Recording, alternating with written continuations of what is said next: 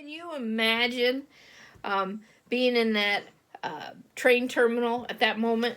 Um, you know, I'm thinking it must be partly underground, so you have that dynamic, and then all the people during rush hour, and then also one person hears a noise, and who knows? I don't know what they did. Did they yell gunshot, gun, something? And then so the next person went into panic mode, repeated what they thought they heard or what they did hear, and then even though we find out in the end it was a taser that went off, very different sounds, but somehow that connection was made with a gun. And in that panic moment, look at how many people went nuts, and not just nuts.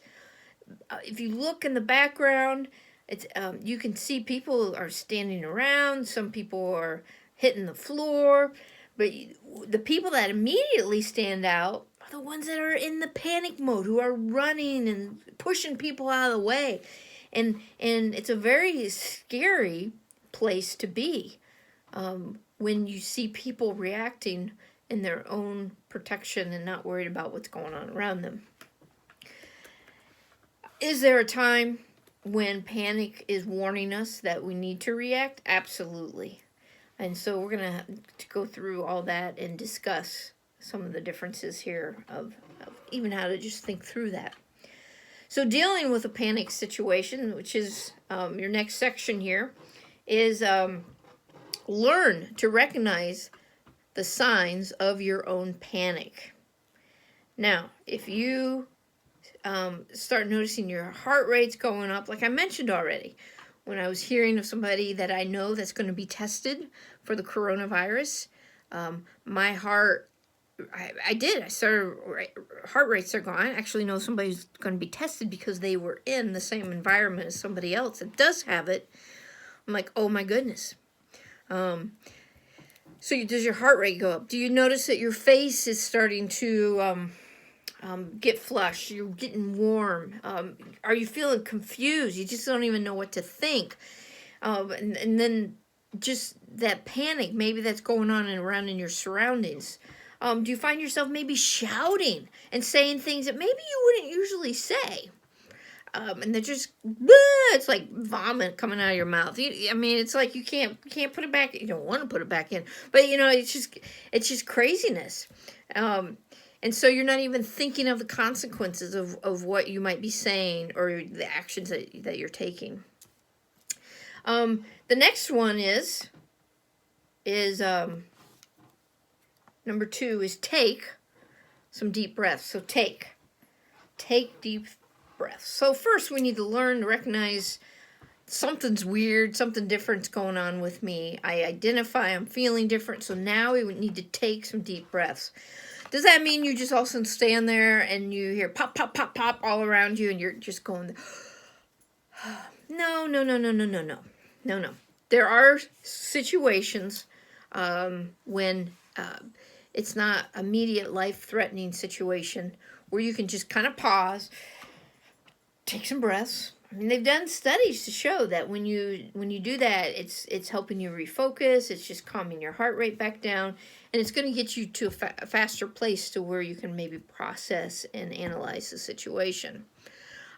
So the situation where you hit pop, pop, pop, yeah, react, hit the floor, flee, whatever you do in that moment.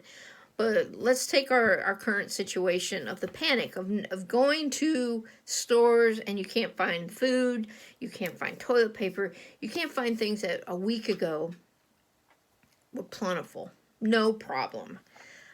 There's a panic there. There's a not thinking logically. So again, identify that if you're getting caught up in that, take some deep breaths, and let's go to the next one. Number 3 is take responsibility for figuring out what you're afraid. So the blank there is afraid of. So take responsibility and figure out what you're afraid of. Again, unless you're in immediate danger, we're not talking about those kind of situations. We're talking about like the preparing and shopping for being in home lockdown, home arrest, it kind of feels like, in a way. But you got a plan. Take responsibility and figure out what you're afraid of. So in this situation, what would you be afraid of? I'm pausing because you can share out loud. Frank should be in there, or at least an officer. What would you be afraid of in a situation, or what were you afraid of in the situation when you heard, hey, we've got 2 weeks that the governor has asked us to stay home? First things, safety in your own home, probably food. Those would probably be the 2 main things. What am I going to do? I thought of that. What am I going to do? I can work from home because I can do this. But what am I going to do? So identify the things that you're afraid of, and don't let those things paralyze you. Number four on your sheet is check the facts. So that blank is facts. Check the facts. Now, caution though. How do you figure out what is true and what's lies? That's a whole nother conversation. But what under this situation, this is what I'm doing.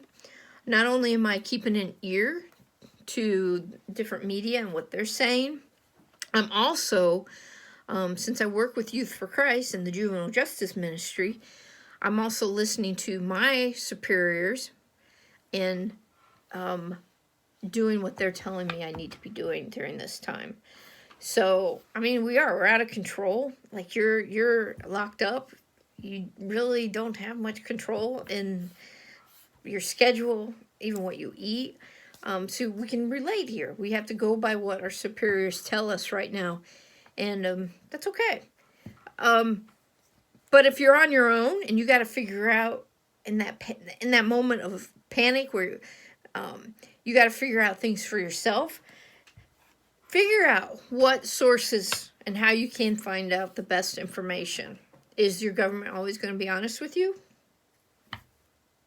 Is your boss, your school, your superiors always going to have all the factual information? Probably not. So we need to be respectful to authority and what they're telling us and cooperate. At the same time, it's okay to try to figure out what's factual and what's going on. Number 5, make a decision to take some action. So that blank is action. Make a decision to take some action tackling each fear. If your fear in this situation is, how am I going to have food, enough food? How am I going to toilet paper? How am I going to keep myself busy? Start jotting those things down. Make sure you have things to replace your idle time now. Substitute with something else. Like with you being locked up, you have free time, so you have the choice to sit there and stare at the ceiling or pick up a book, which is more beneficial not only to your brain, but just to your health, your mental health. It's good to be doing something and find something to do. And another decision and taking action is hear what people are telling you. The authorities are telling you, supervisors, school, whatever. So like in this situation with the corona, they're telling us, for crying out loud, wash your hands, wash these things, keep them clean, don't be touching your face. So figure out ways to work on the things that they have suggested to us that we need to be doing.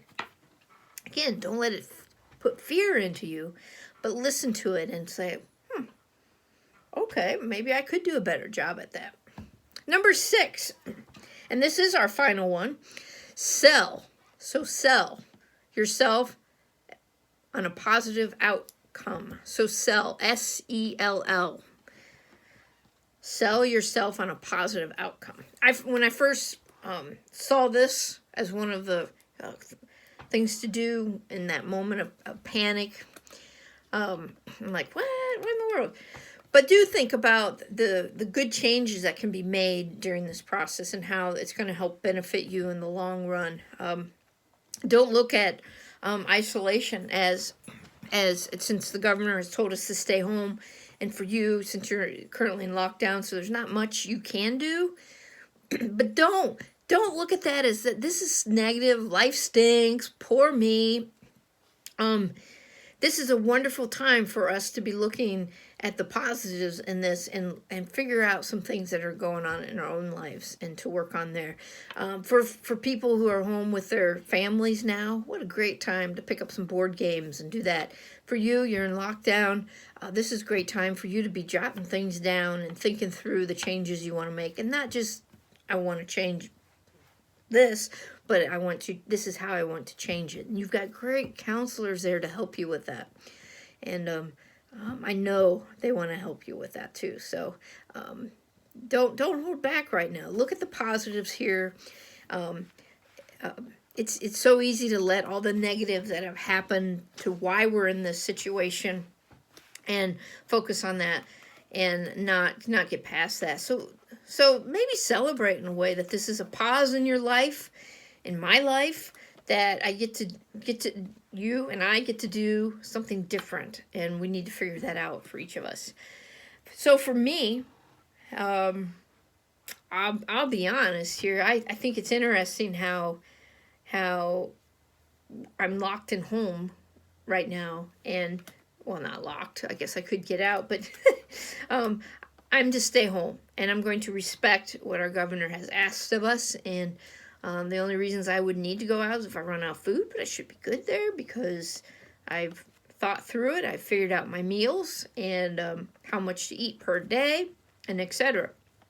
So I'm not in fear of that. Are there things about this whole situation that do fear me? Yes. Are we going to talk about that? No. Because that's my thing. I'm going to have to work through and to just trust in the process as of right now. So I'm looking forward to some of the things I will get to complete and accomplish during these couple weeks. And one of them is to figure out how to do media stuff like what we're doing now and make it more fun and creative. And I wish I had people that could help me, but I gotta learn on my own. So that's it, kind of makes my heart rate go up as well. So I've got things too that are concerning me. So the next little section here is what not to say. Well, what not to say. You have nothing to panic about. Wow. Can you imagine? You're in the moment and somebody says you have nothing to panic about, and you feel all this stuff going on. We're in the moment. You're going, I have every reason to panic. Thank you very much. So what if that person said instead, I understand you're upset. It's okay. It's okay to have those kind of feelings. Could I help? Would that not be different? And I guarantee after you calm down, now you can reasonably say, I didn't have anything to panic about. What was my problem? And maybe some cases there are times when panic is justified. Another reaction is calm down. Chill. Whatever people might say. Maybe the other thing to do is to just be somebody who's willing to listen and be willing to be there for you to just vent on, and then as you vent, you'll find out later that, again, we go back to, well, maybe it wasn't that big of a deal after all, or it is a big deal, and now I have a plan in place. The third thing that maybe we shouldn't say to somebody who's panicking is, I'm just going to leave you alone for a minute. Now, could that be one of the worst things to do? Go ahead. Go ahead and talk about that with yourselves. Could that be a really bad thing to do, is to just leave somebody alone in their panic?